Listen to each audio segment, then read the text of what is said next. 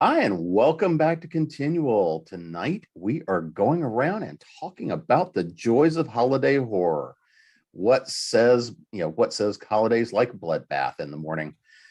But before we dive into that, I'm going to be your host, Jim Nettles, and let's go around the room and see who has decided to come in and join us. So, Samantha, I'm going to start with you.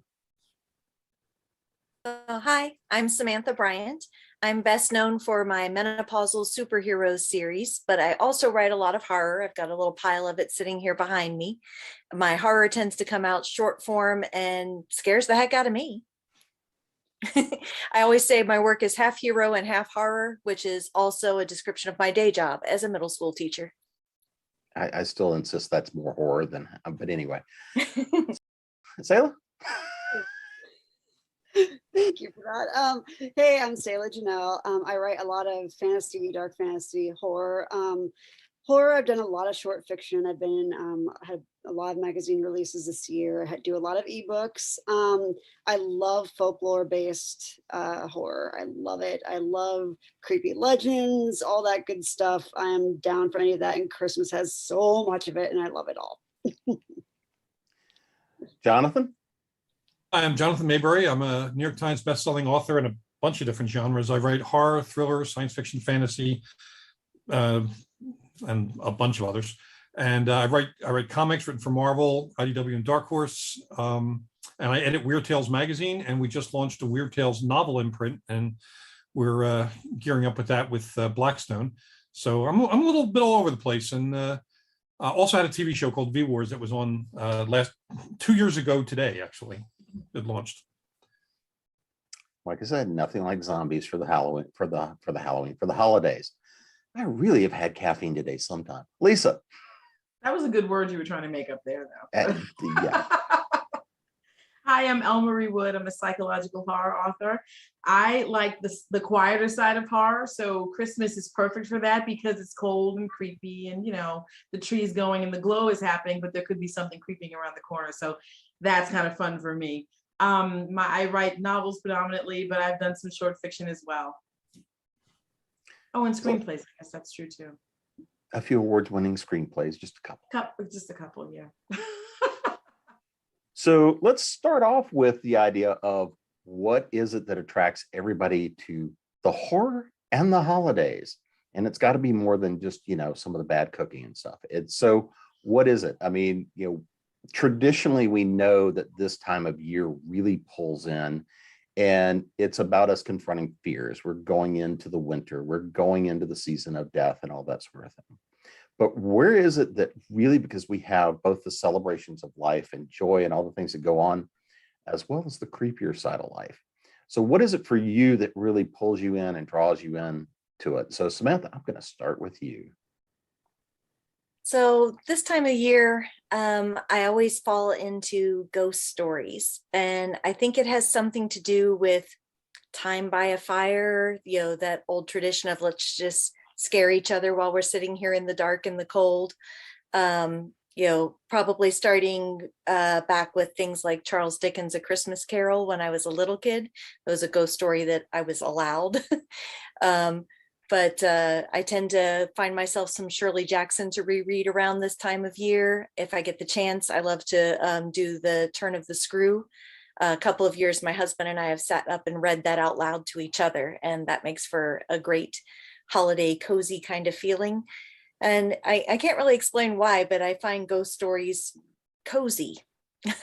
They just make me, I guess by scaring me and then letting me be safe at the same time, they just leave me feeling good. And that's what I like about it. Lisa? The cold, I think, for me, and it's funny, Samantha just mentioned like Turn of the Screw is one of my favorites. I actually did a puzzle last Christmas season while listening to it. So it was just amazing. And again, the ghost story piece. But the cold and the dark, I feel like the two go together. And when I'm cold, I'm so uncomfortable. I don't like to be cold. So when it just gets to the bone, there's so much there. Now it's the whole physical reaction that I personally have to the cold, which is try to find a blanket. Oh, that's not enough. Get some socks. Oh, that's not enough. Get a heater. Get in front of the heater. It's not enough. And but now it's dark outside and you're so cold you can barely move, and you can't get away from whatever could be frightening you. Because for me, in Halloween, we start the process, right? I mean, for one, I think about Halloween and scary stuff all year, but the process truly begins at Halloween for most people.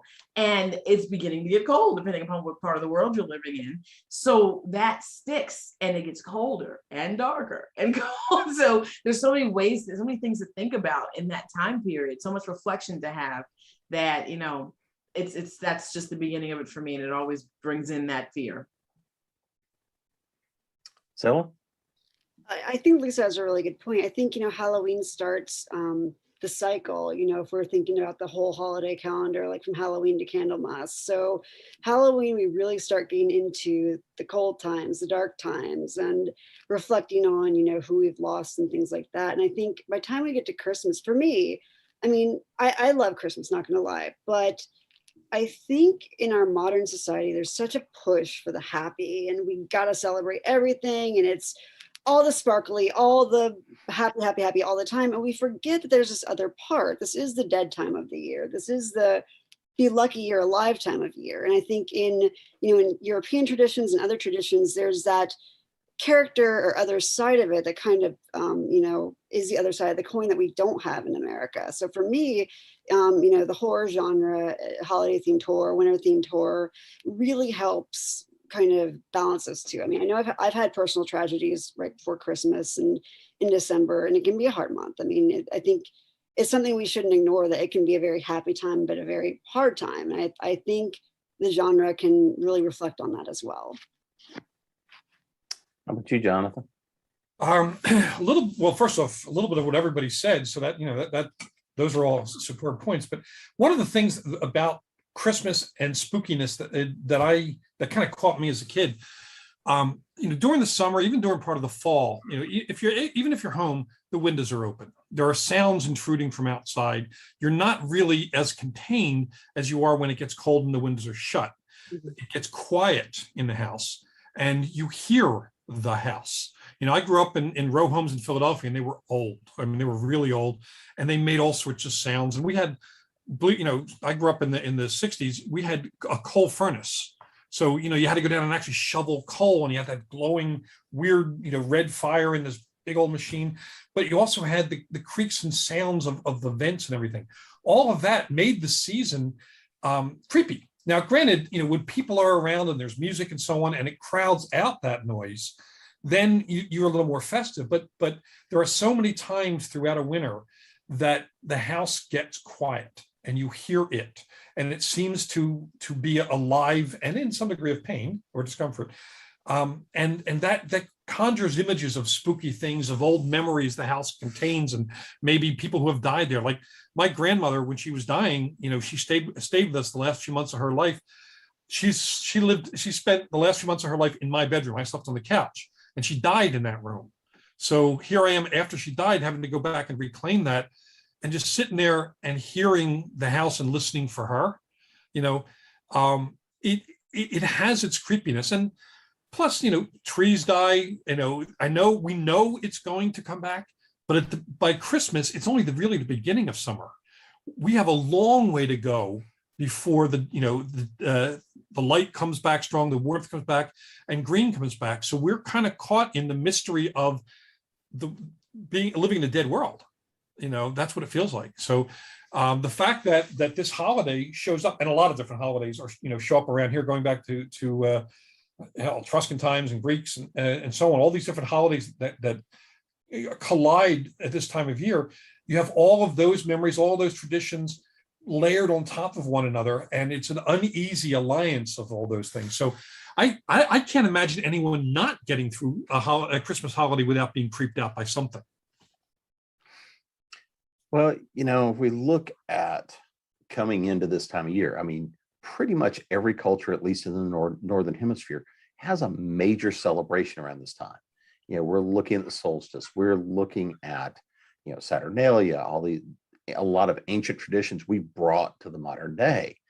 But I mean, for Christmas, for example, that really was not a major holiday in a lot of Western tradition until we had Dickens and A Christmas Carol. and a number of the stories that came out around that time that really sort of brought back in that idea that started creating the holiday as it is today. What is it? What's the story for you? What's that first real sort of dark, haunting story from this time of year that really kind of touched you? I mean, there's a couple of them that none of us can get away because they're foundational for all of us. But so, Lisa, how about you? What's the first one that really got you? Yeah, you picked me first for that, right? Because mine is actually the Dickens tale.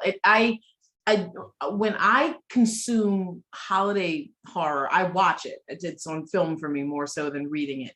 But the Dickens story, I mean, it's creepy. And every film iteration has not been as scary as I was hoping it would be, if you will. You know, I'm planning to watch, December 1st is tomorrow. So I'll be watching, the 30 days, however many days we're going to do it, probably just 25 days of horror Christmas type of things. And I think that one might be first on our list. But the ghosts are not ever as frightening as I envision them to be, because the concept of the ghosts of Christmas past coming to visit me and show me all these horrendous things. And then forget the future. The past is I already remember it. Do not bring it back to me and terrify me with it. And it's just the creepiest thing ever when you think about how casually that story was told to us. Lots of things, and as we will move further in, are told to us, in certain ways that are just sort of casual. Around this time, Santa coming down the chimney and all of the just the night before Christmas poem. I mean, it just, in general, this is all very creepy in just a general sense. And I found that to be so when I was a child. So when we read A Christmas Carol as a child, I was one of the only kids going, anybody hearing this? Is anybody hearing how frightening this is? So yeah, that's when I revisit. That's one that I definitely like to watch. And it's still scary to me to this day. Selah? Oh gosh.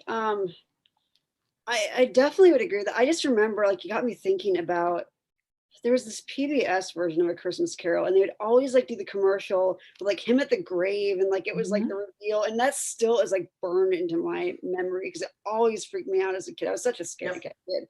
But yeah, like that would be like, I could not watch the full version of that because no.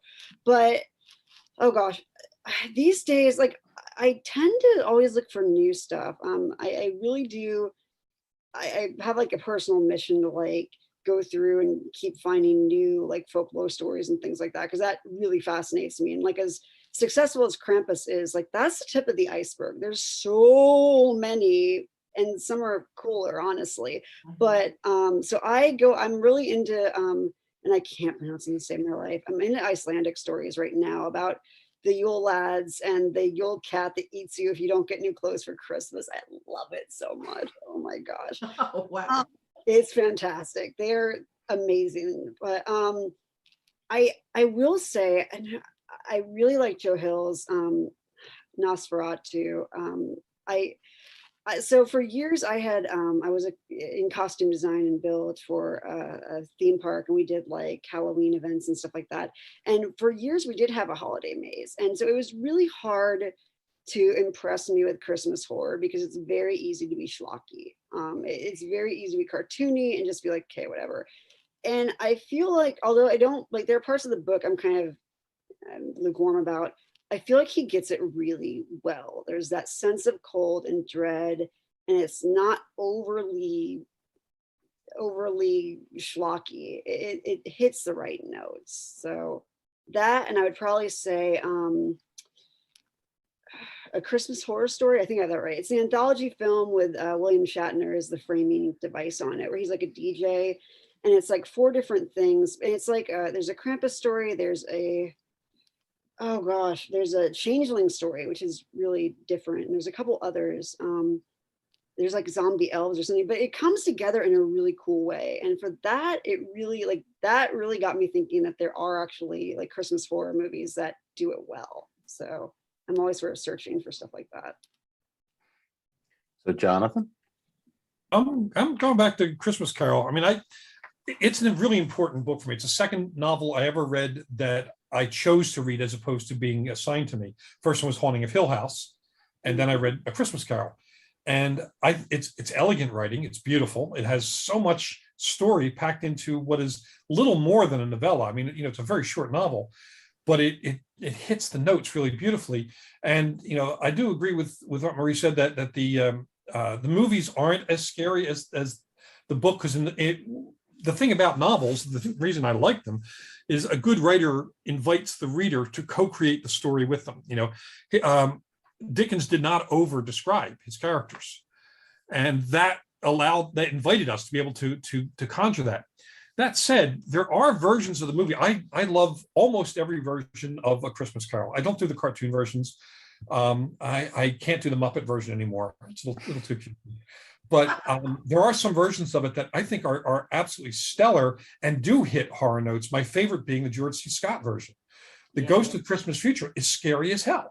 Yeah. And also the fact that it is done with the least amount of bombacity. I mean, the characters are not bigger than life. They're real people. They're played subtly by the actors, which is an incredibly great cast. And as a result, it invites you in to believe it more than some of the others where every character's overacting and chewing the scenery. This is not that. Scrooge's George C. Scott's performance as Scrooge is brilliant, but Frank Finlay rather steals the show with his Marley. He's so tragically sad that's its own kind of horror. Horror does not have to be monster scary. Horror can sometimes be relating, in an empathic moment where we relate to an emotion that is profoundly, frightening to us. I grew up poor. I grew up in an abusive household. So I understand pain and tragedy, and seeing a character embody it in himself, knowing that that's his entire future forever is regret. I mean, holy crap. And there's this new version of it. It's really weird take on it with Guy Pearce, which came out a couple of years ago, which is a very adult version of Christmas Carol, changing the dynamic completely, which makes it disturbing in its own way, a completely different way. So I love the book. I listened to the audiobook, probably 5 different versions of it each year. I'm just started the Jim Dale version. And I probably watched 10 versions of the movie every year. It's superb storytelling, and it definitely influenced me in how I wanted to tell stories when I grew up. So, well, there's the real horrors growing up. Speaking of going to the middle school teacher, so Samantha, how about you? So, well, as Jim knows, I don't know if the rest of you know, I'm Jewish and married to a Catholic guy. So we do Christmaka at our house. And so my experience with Christmas is a little different maybe than others who grew up like within Christianity. I always thought it was interesting, but not really my thing. So I haven't really sought out necessarily Christmas stories. I think of it more like the winter holiday season and that kind of thing. But one that I have had affection for a really long time, speaking of schlocky and cartoony, is Gremlins. Yeah. Gremlins, the movie, right, from the 80s. Yeah. And I think that's the movie that kind of established for me a love of horror comedy blends that has stayed with me to this day. When they're done right, they just please me on every front. And the Gremlins definitely had some moments that scared me, especially when I was a child. I didn't find it as scary the most recent time I watched it, darn it, but I'm getting harder to scare. But there's still once the Gremlins have gone bad, they're really creepy looking, and you've also got cute and adorable, and you've got the horror of family dynamics and bad people in your own town, that kind of personal level horror.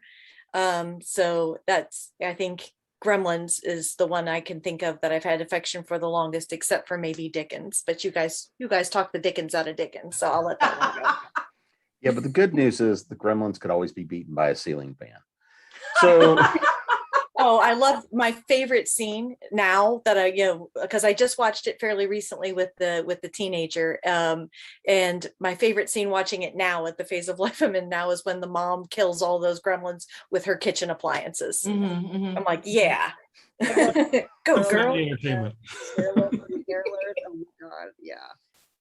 So when we look at these stories, what is it about these stories that draws you in? I mean, because again, it, as Jonathan was saying, it's the co-creation experience between the author and the reader.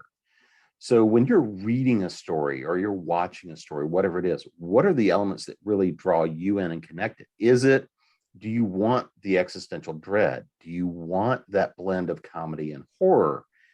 Because they're really two sides of that same coin. What is it that is going to pull you in and hold you and give you what you're looking for out of that seasonal type of a horror? So Selah, I'm gonna go with you first. It depends on my mood. If it's something that I am looking for a laugh or whatever in horror comedy, then I am looking for that balance of kind of light and dark. In terms of in general, I really appreciate, characters that aren't just there to be whatever fodder, that they are going through their own thing. I really appreciate attention to environment, seasons and things like that. Right now, it's not a Christmas book. It's actually focused around Thanksgiving-ish. I'm reading The Only Good Indians, and it's so good. Oh my gosh, it's one of the best books I've read, hands down, this year. About these Blackfeet men's experiences from a hunt that happened before Thanksgiving in their youth, and now they're being haunted by this thing in retaliation. And just to see like their own life experiences and their own blend of like cynicism and cultural background and like trying to improve themselves or not. It's just kind of that weird existential, I don't know, like I have a lot of empathy for them, but I also, there's this terror about the thing that's coming after them, and that, they really can't change that because this has already happened in the past. And maybe it happened because of one reason, and maybe it happened because of another. But just the use of environment, the hunt scene is pretty graphic, but the way that the author uses weather and environment and like the reservation setting, and he's very, very good at going from character to character. It's not really head hopping. He really changes it off well. So you get really a full experience of, what the time of year and what their own situations are meaning to these people. So for me, I want to be able to feel a connection with the characters. Having been through personal trauma and things during, traditional December and times like that myself, I appreciate when people will acknowledge that it isn't always a good time of year, and that build up and things like that, and use of the environment and good settings as well. How about you, Jonathan? For me, it's all about character growth, and it's hard to find a more startling character arc than Scrooge. From where you meet him to where he is, and then the epilogue hinting of the fact that he's even going further with it. But most of these stories have some sort of revelatory moment, and to some degree a redemptive moment, though it's often secular. It doesn't have to be a religious redemptive moment, but just somebody who has made bad choices and is given that chance to make things right. And growing up in the kind of neighborhood I grew up in, everybody at some point made bad choices, and the ones who were able to take that as a doorway into making better choices, a doorway into a better life, that's amazing. I mean, those are the kind of stories I love to read. Those are the kind of stories I love to tell. And A Christmas Carol, I mean, most of the characters by the end of that story have had a definite shift forward in arc. Even Marley, because he's managed somehow to get the powers that be to allow him to go and make this change for Scrooge. And I can't help but think that this is going to play well for Marley. I love that potential for growth that you have in stories like this. It's the magic implied by whatever holiday you're associating it with. But it gives you more opportunity for a payoff without people calling you out as corny, because Christmas stories are allowed to be a little corny. And because you have that kind of as a given, you can then play with the model a little more and be corny, but find your way of making that as grounded and as character real as possible. So that's what draws me to it. How about you, Samantha? I like what Jonathan was saying about the corniness. Is like, I think it goes into that Charlie Brown kind of sincerity, right? That like, it's corny, but it's heartfelt. You're not putting on corniness as a way to make fun of it. It's actually very personally felt. And I think that's part of what gets me in some of these kinds of stories. And I was also thinking that why horror, earlier Lisa was talking about the darkness and the cold, and that's definitely a part of things. It's like, regardless of the holidays that happen to take place here, I feel like we have these holidays in a secular sense. We have these holidays because of the darkness and the cold, where we're giving ourselves something bright and colorful and exciting to focus on, instead of like, what was that noise? Was that a wolf? And so that darkness and the cold is definitely part of what horror can capitalize on. I was thinking another movie that got me, that I don't remember that it particularly has any connection to Christmas, but it felt like winter the whole time, was Let the Right One In. Do you guys know that one? Vampire movie? Yeah. And I have a thing for evil children. So I'm raising two of them myself, actually. But so that probably accounts for some of why I love it. But there's scenes where you can just like see the breath of the characters because it's cold, and you can only kind of see them because we're only lit by this little sliver of moon in a starless night. And those kinds of moments just really give me the creeps, and I think capitalize fully on what December has to offer us as humans, at least in my part of the world. How about you, Lisa? I'm the most shallow of the bunch, apparently. So I don't think that I care for Christmas or horror and comedy, at least not all the time. It has to be, Gremlins is a special thing. I don't know anyone that doesn't at least chuckle once or twice during Gremlins. Come on. I refer to people as Gremlins during the year. So that's just what it is. But in a general sense. And I thought that was just me. But you're Gizmo. We got to make sure that you don't stay up past midnight and all those other things we know that should not happen to you. But the issue for me is, we have a tradition is that we wrap most of the Christmas presents on Christmas Eve after everybody has gone to bed. And now as people are getting older, going to bed, it's just getting later and later. And I'm just like, why don't I just stay up all night? If you all don't want to go to bed, but it's the tradition. But when we do that, we watch Christmas horror movies, or something around the season horror movies, and inevitably Krampus comes on. You can't avoid Krampus at all. But I'm like, let's see the slasher movie, Silent Night, Bloody Night. I'm very shallow here. I want the blood on the snow. I want the people who can never run away because they're cold, you know what I mean?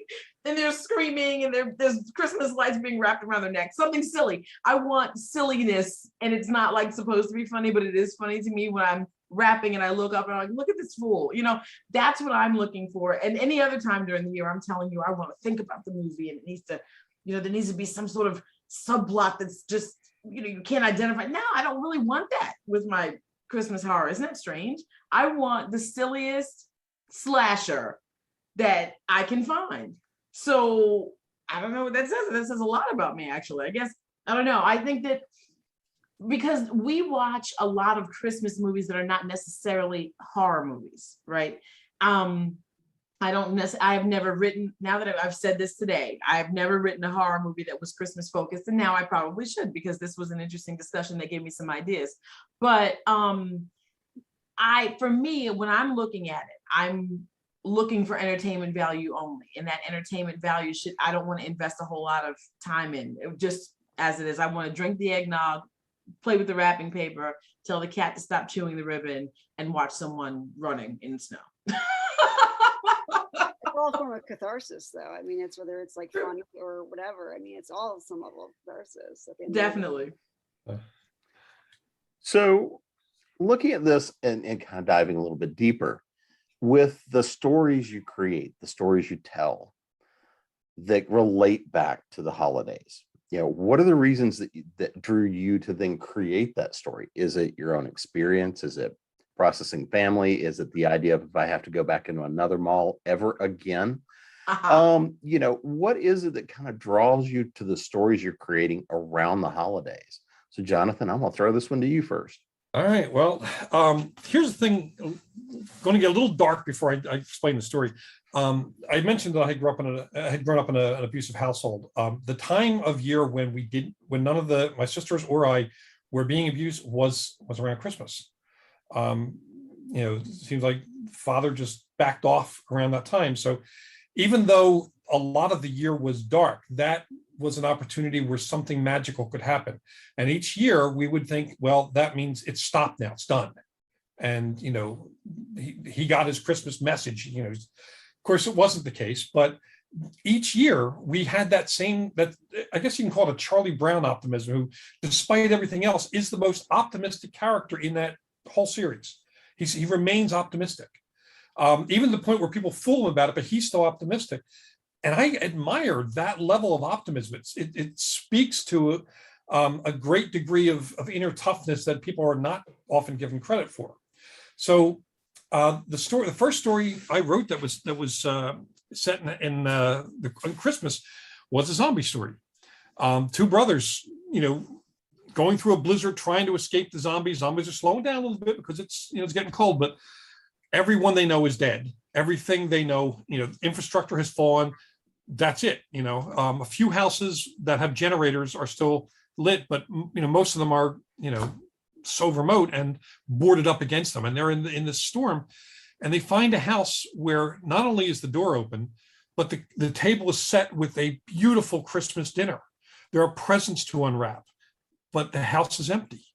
And to them, it's an incredible gift because they're starving to death, and then now they have food and warmth and even presents to open, all the things that would technically be denied them in a catastrophe of that level. And it's there for them. But what's implied is the family died. That's why they're not there. There's even a scene where the kid sees a Santa Claus in the yard, and he's like, "Oh, Santa's here." And then the brother realizes that it may have somebody dressed as Santa Claus, but they're no longer alive, and they're, let's lock the door and shut the lights and so on. But they're safe for now. They're fed for now. And somehow the optimism of continuing to run away, because if you're fleeing from what seems to be a catastrophe, if you continue to flee, you must have the belief somewhere in you that flight will take you somewhere safe. And in most zombie stories, which for adults, zombie fiction tends to end badly. For kids, there's usually a little more optimism. These two brothers found something that's probably going to save their lives. They may stay there for a long time. The place is stocked with food. To them, it is a happy Christmas, possibly the last Christmas on Earth. So I wrote that as a way of exploring, that level of optimism, despite all of the forces that are trying to point to the contrary.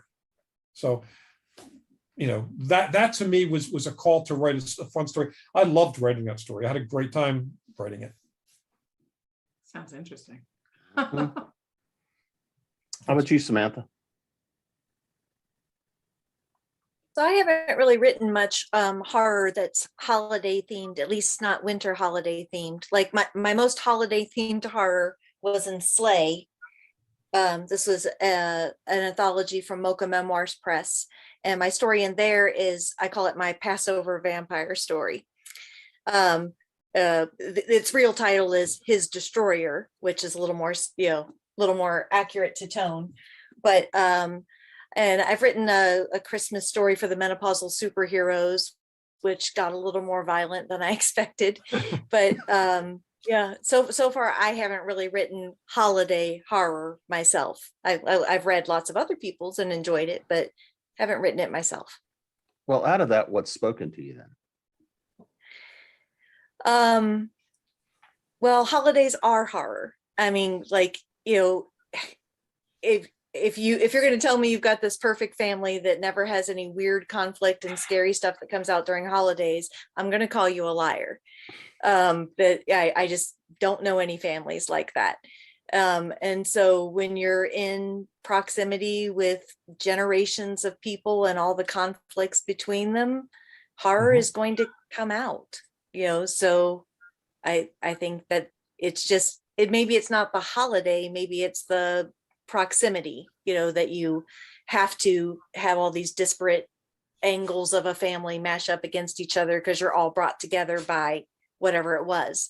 I guess it could just as easily be a wedding or a funeral or a baby's birth or something. But more reliably, year by year by year, we're brought together by whatever holidays our family celebrates. How about you, Elle Marie? Same. I haven't written a horror story that was related to the holidays, but I do write every now and then a story that's related to the cold. The cold obviously resonates with me. I don't like it. I've told you before, but cold and dark. And in psychological horror, that can mean a lot of things. You know, cold and dark can definitely be physical, but it could also be a state of mind. And so I like to explore, you know, what time of year can do to people and how they interact with others, and you know what that interaction will yield. So there was interesting, and it's not, I don't even know if it's a horror movie, I shouldn't say horror, I don't know if it's a holiday movie, but it touches on what Samantha just mentioned about getting together with family. And it's not family per se, but it's like your created family. And it was, I want to call it, The Invitation is what I want to call it. Courtney B. Vance is in this movie. And this is not a new movie. I want to say it was the late 90s, maybe even mid. Where people get together and they're friends and they get together and debate different topics, and then they meet someone and they invite them to dinner and they have them debate this topic. And at the end of the night, you know, you may be killed because your argument was nonsense and they found it to be nonsense. Then they would take you out.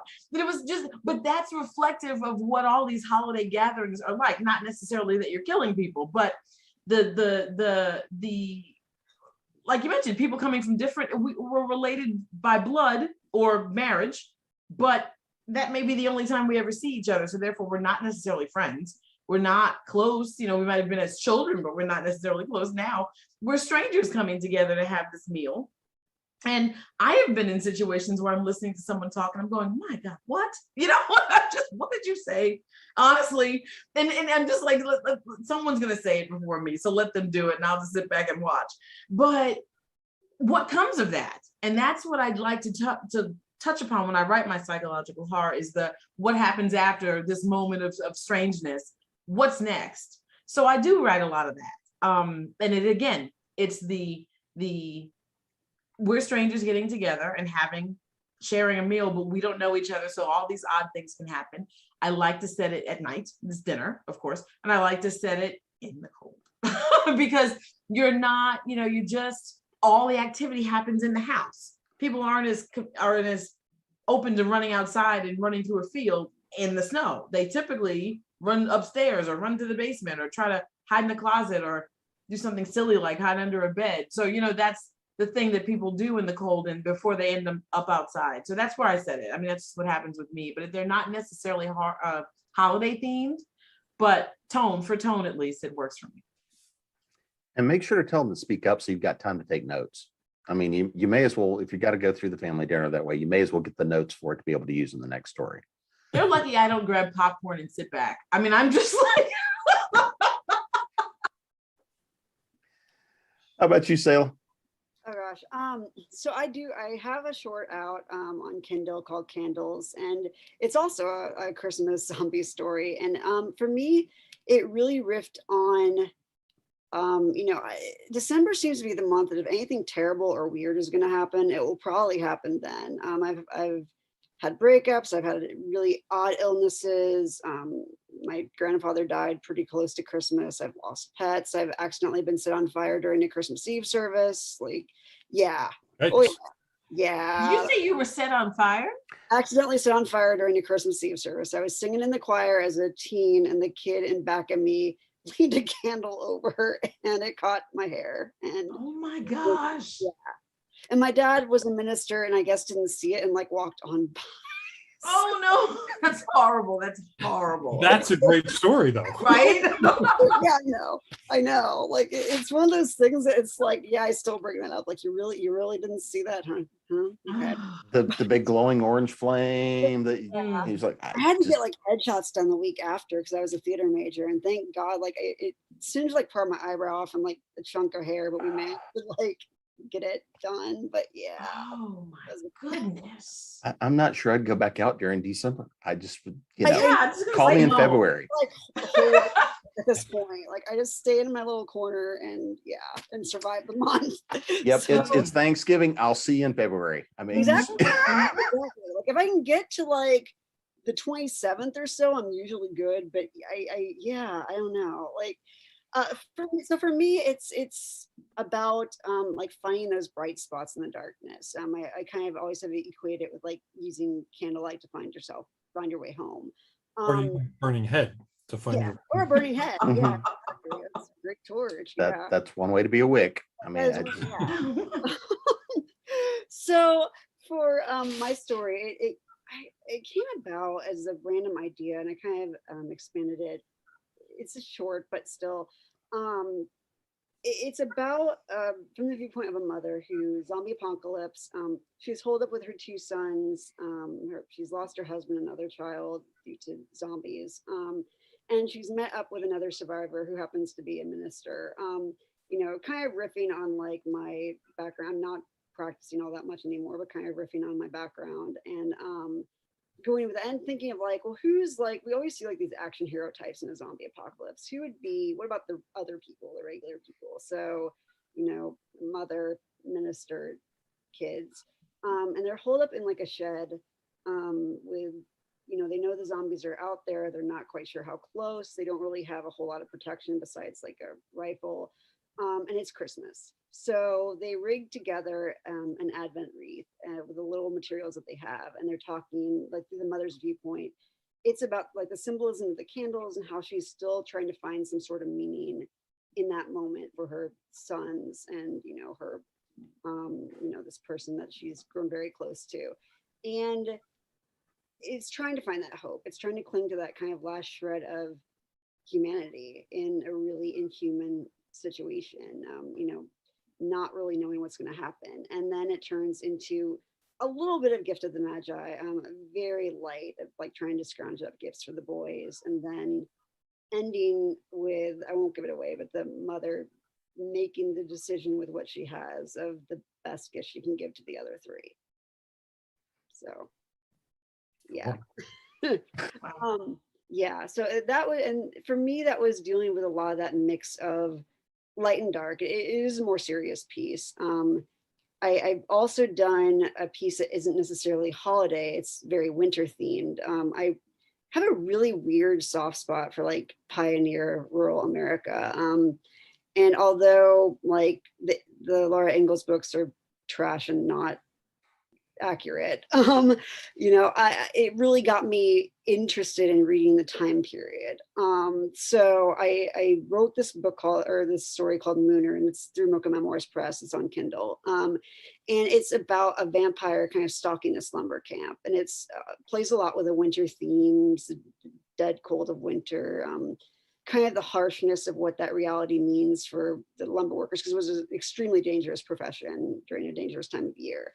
And, what could turn this random thing into this creature, and then who is making use of him for their own moral high ground.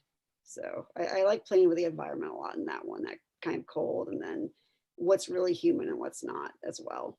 My dream is to one day write a really sarcastic, like Christmas romance version of like a Hallmark movie, but with like the Yule cat eating people. So maybe one day I'll get that done.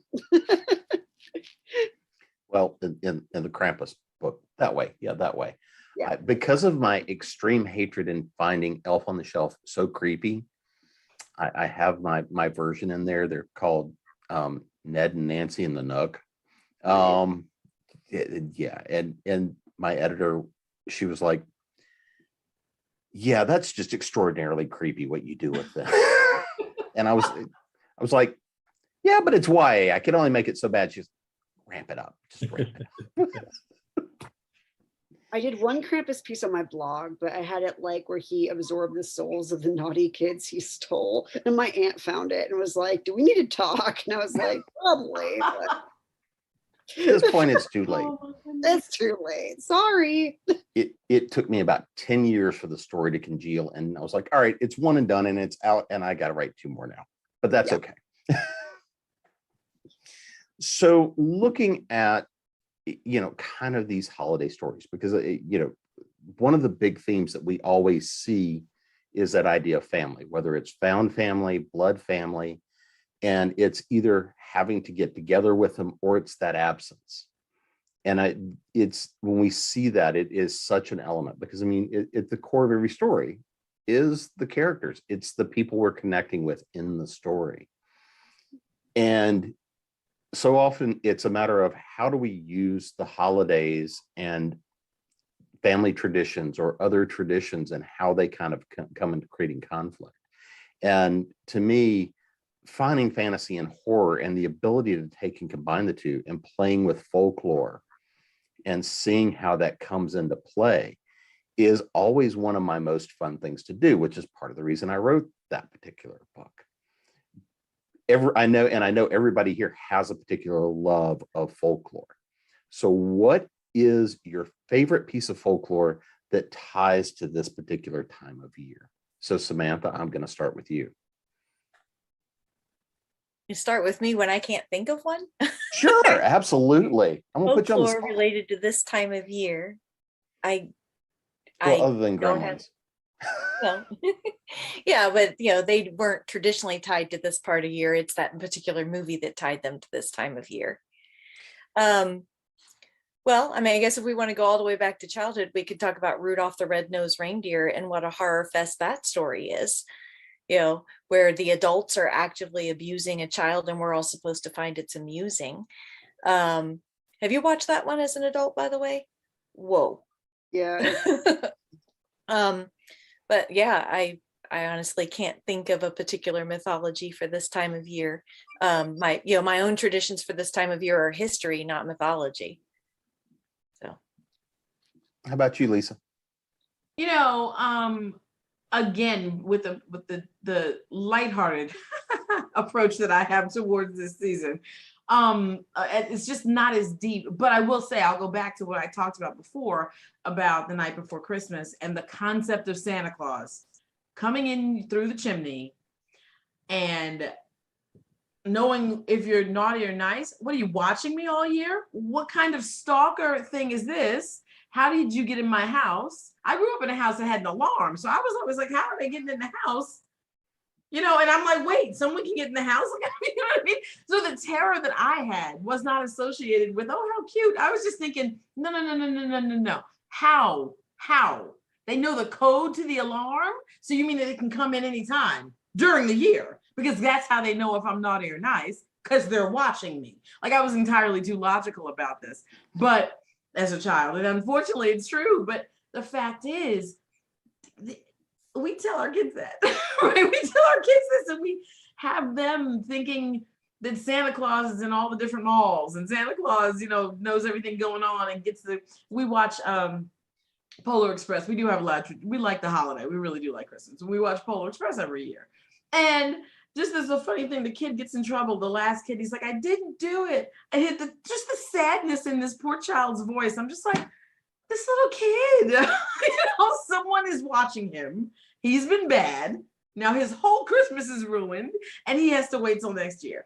And the elves were mean. I'm just like, oh.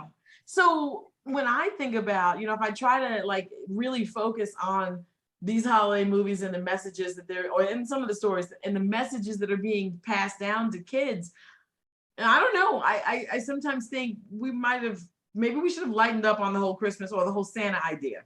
Christmas can mean other things, and somehow we are pulling away, and the holiday season in and of itself can mean other things instead of this, let's only be good for this gift we're going to get from this creep that's been looking at us all year long, like from behind trees, and writes down a list. You know what I mean? So it's creepy. I creep myself out by this whole conversation. Thank you for that question, Jim. You're welcome. Myself out. Selah? I'm going to take the opposite stance of Lisa and say we need more anti-Santas because everyone else has them and we don't, and it stinks. So, I mean, there's Krampus, there's Belsnickel, there's, oh, I never get the name right, Nectaruprecht or something like that. There's, oh my gosh, Iceland has 13 trolls that each take turns stalking your house before Christmas. I mean, Oh, no, and a no. man-eating and giant test, and a cat that eats you if you don't contribute to the weaving industry. So I feel like we're asleep behind the wheel. I mean, but I mean that's like the one area where I'm like, yes, bring on the schlock, bring on the anti-Santas. I am here for it. I am there for the Krampus parades. I am there for the monsters. It just, I don't know. It makes sense because like you were saying, like, I mean, it is kind of weird that we have, someone essentially just saying, like, bribing children to be good. And I don't know why it makes more sense to have, like, put the utter fear of God into kids to fear something. But I do kind of like the parallel, So, I mean, it became what I've liked as a kid, probably not. But, as an adult, I find it wildly entertaining. So I'm always on the lookout for, like, collecting new stories of anti-Santas. Nice. How about you, Jonathan? Well, there's a Welsh character, Mary. I can never pronounce it. It's Lwyd. I don't think Welsh is actually a pronounceable language, but it's a ghost or possibly a zombie or revenant of some sort of a mare, and it goes around on Christmas Eve, and she rises from the dead in winter, roams through the streets with her entourage of also risen creatures, and tries to get into your house. And it's played out by people who dress up or who have an actual horse skull on a pole, and they go around and they go through the streets and so on. And the whole idea is to either trick you, encourage you, or whatever to get into your house. Now, the fun thing is on New Year's Eve, in order to prevent this creature from essentially polluting your next year, you have to engage it in a rhyming battle. Now, why this has not become the centerpiece for a rap Christmas movie, I don't know, but it's there to be done, and I'm buying the first ticket for it. I have there's a Welsh community near me, and I've literally tried to be like, do you do this? Can I get in on this? And I have never been able to figure out if this is still a thing or not. Well, it's funny. I wrote, before I started fiction, I wrote 5 books of supernatural folklore, nonfiction books. And this is one that just after the last book got printed, somebody told me about that. I was on book tour in England. We were in Wales, and somebody told me that story. And I'm like, that's the coolest thing I ever, and I keep thinking that I'll do another folklore book just because of that, because, it's so cool. Maybe I'll do a holiday themed folklore book, but I've got to incorporate that into one of my novels sometime, but I'm afraid that it would result in me having to either write rhyme or rap. In either case, I would be unarmed in that particular battle. So, but it's a cool bit of folklore. Well, we're kind of getting up on time here, but I am going to throw this out there. So I do want to know, what is the one thing you are looking to in horror this holiday season? What's the one thing you really are looking forward to, whether it's a classic tradition or something new that's coming out and you think everybody needs to check it out? So who wants to take that one first? I always love the puzzled looks. That makes great for airtime. Well, I bought a couple of copies of a graphic novel from, I don't know, 15, 20 years ago. There's a DC character named Lobo, who is this like super violent character, and he fought Santa Claus to the death in this comic, and it's so awesome, and it's so over the top. I mean, they're every time you think they're not going to go there, they're like, oh no, we're going to go there and way up there. It's so great. And I every year I try to give out a couple of copies of this to my friends who really have as skewed a view of holidays as I do. And so yeah, that's what I'm looking forward to, because I always read that one Christmas Eve. It's my tradition. I'm staying by it. I will admit, one of our Christmas traditions is to watch Bad Santa and Scrooged. Scrooge is amazing. It's an amazing film. Yeah. Come on, Elle Marie, you got something else that you haven't told us about with that Rapping Night? What I'm telling you, no, it's usually just let me turn on like whatever I'm looking at. It could be any Prime, Shutter, Netflix, whatever. Who's got the weirdest slasher movie? So, and I'm honestly, that's my answer. I'm honestly looking forward to the next creepy thing I can find. Doesn't matter to me if it came from 1968 or last year. Like I literally just enjoy that silly, because slashers are not, to me, they're just kind of, there's low investment. We all know what's going to happen here. So you can just turn it on and watch it. And I don't know, I love that. So I'm really kind of looking forward, and I never look ahead of time. That's the funny thing about it. Like I could go look now and try to come up with, I never do that. We come downstairs, we got all the paper and everything, the eggnogs in hand and the remotes in hand going, what's the next weird movie? So I'm looking forward to that. And that is an odd tradition if you think about it. Like you say it out loud, you're like, really? You watch slasher movies on Christmas Eve? But no, honestly, I mean, I think that it's like, you asked, and that's the truth. So I definitely am excited about the next creepy thing I can find. So yeah, suggestions I'm definitely open to. Santa Claus versus the Martians. Yeah. Oh, wait a So minute. teaching and momming often are not a great combination, but one way that they are a great combination is that the kid and I tend to have time off at about the same time. Yes. And we definitely like to movie marathon. Like, last summer we were doing watch all the Disney animated features in order, like, start with with Snow White and work our way forward and watch how the styles and everything changed. And currently my youngest is 14 and is hitting an interest in horror. So I don't know what exactly we're going to watch with our days off, but I know we will watch some. We over gosh, what holiday was that? I don't know. Recently we started watching both the Jason series and the Michael Myers, the Halloween. Yeah. And so I'd like for us to continue one or the other of those. It's a whole different thing rewatching them with a young person and seeing what doesn't play well for a person who was born after the century changed, and what still does. If I can add in there, Samantha, that's funny because my just becoming 14-year-old is into horror, but like not as much as me. We watch Halloween on Halloween every Halloween.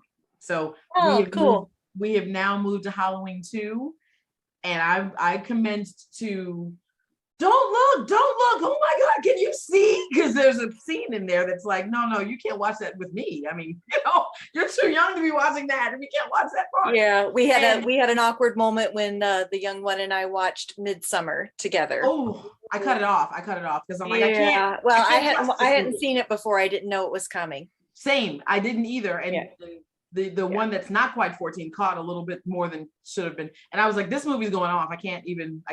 But yes, it is great. I have to just chime in there because that is a unique moment because the movies do become different when you're watching it with a teen and you're an adult. Yeah. Selah? I'm gonna lose all my street cred. I'm like the person that likes to fluffy stuff for Christmas. So Christmas Eve, I always do It's a Wonderful Life, and it's my favorite movie, and I no shit. But so I do tend to do the cutesy stuff. I'm a Charlie Brown fanatic and all of that, but I love the Marvel Zombie Christmas Carol book. Love it. It's a really awesome, unique take on it. Love it. I don't know. I feel like I just got like AMC Plus. So I'll probably look through because I think Shudder is through there and see what else I can find. I'm always like down to like explore new stuff around this time of year. So it's whatever I can stumble upon. But definitely Marvel Zombies. I'll probably watch Scrooge too, which is, I feel like you either love it or hate it. It's the musical version of Christmas Carol, but Ebenezer Goes to Hell, and it's pretty hilarious. So I have to give props to that one too. And It's a Wonderful Life has a darkness to it too, because the bad guy gets away at the end. He skates, Yeah. And I mean, it goes right up to the brink. So you're right. But They did a sequel or the alternate ending to it on Saturday Night Live once, where they realize that and then go in and kill the bad guy at the end. It was a great, one of the few Saturday Night Live skits that was fantastic. Well, yeah, the heart of that story is pretty dark. I mean, we start with somebody who's considering ending their life. yeah, that's true. Yeah. Yeah. I kind of forget that, 'cause I just like think of like the yay, everyone has meaning at the end. But yeah, you're right. Yeah, and Yeah, all of his Jimmy on the ambition- bridge sells it for me. I believe it. and he fails with all of his ambitions. Mhm. Well, and I think that all of the holiday specials we see, even Charlie Brown, have an inherent darkness to them. Mhm. Because even Charlie, the eternal optimist, is still getting screwed over at every turn.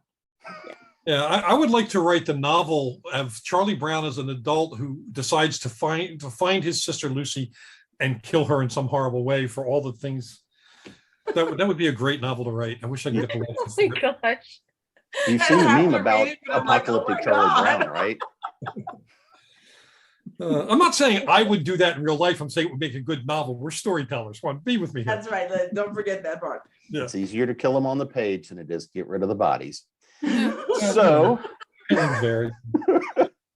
with that note, let's go back around and let everybody know where to find you and all the good stuff you got going on and what people need to add to that to be read pile and give as gifts this holiday season. And because I can, I'm going to go in reverse order. So, Jonathan, how about you? Okay, well, if you spell my last name right, you can find me anywhere. It's Maberry, Jonathan Mayberry. JonathanMayberry.com, Jonathan Mayberry on Instagram, Twitter, Facebook, LinkedIn, all those places. My latest, I have two books out, two collections out. One is Empty Graves, collection of zombie short stories. And we have two of these now that have been optioned for TV movies, which is really bizarre.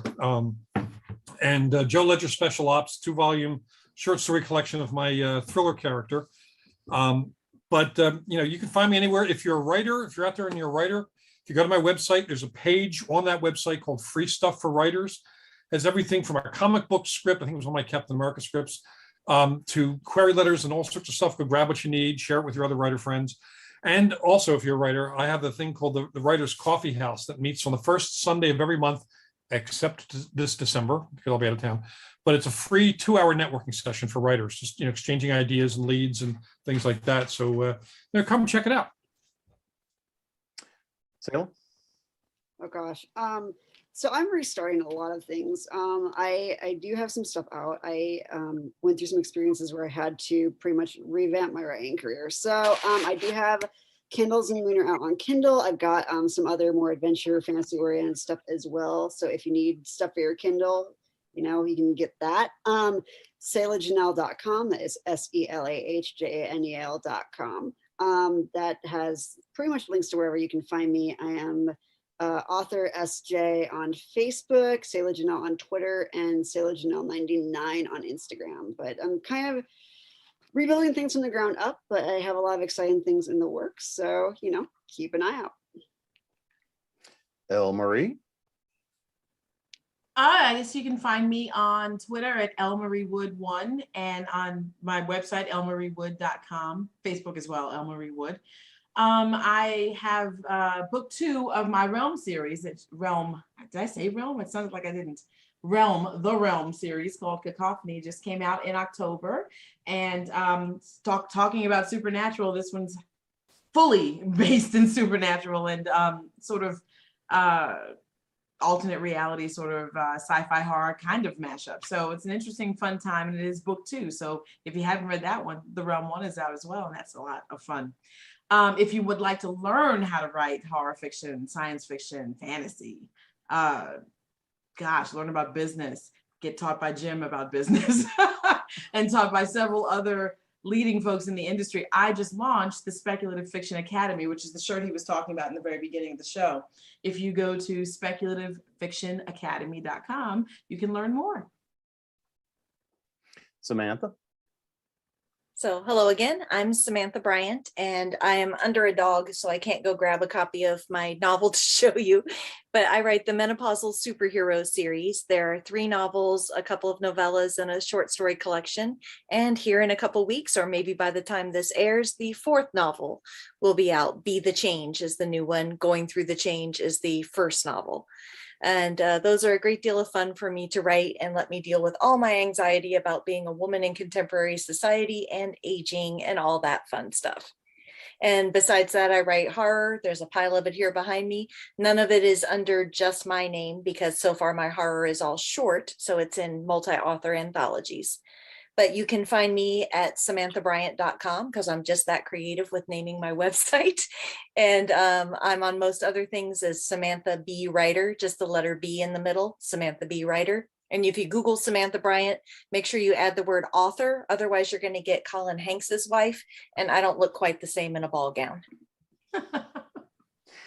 And I've had the pleasure to be your host this evening, Jim Nettles. You can find me at jamesbnettles.com, authoressentials.net. Here, of course, at continualconvention.com, over at the Speculative Fiction Academy. You can find me, creeping around on Facebook and Instagram and Twitter and all sorts of different places. If you want some nice YA Christmas horror, there's the Krampus Clause written under is James B. McDonald. And hopefully by the Christmas season, it will be out. My next release is a piece in Fairy Films, We Folk on the Big Screen, where my piece is on Dune and the 1984 version of Dune and how it fits into the folklore. Other than that, we want to say happy holidays to everybody. Thanks for coming and hanging out with us. And make sure you find that slasher flick for Christmas Eve. And we'll see everybody soon. Bye. Bye, folks.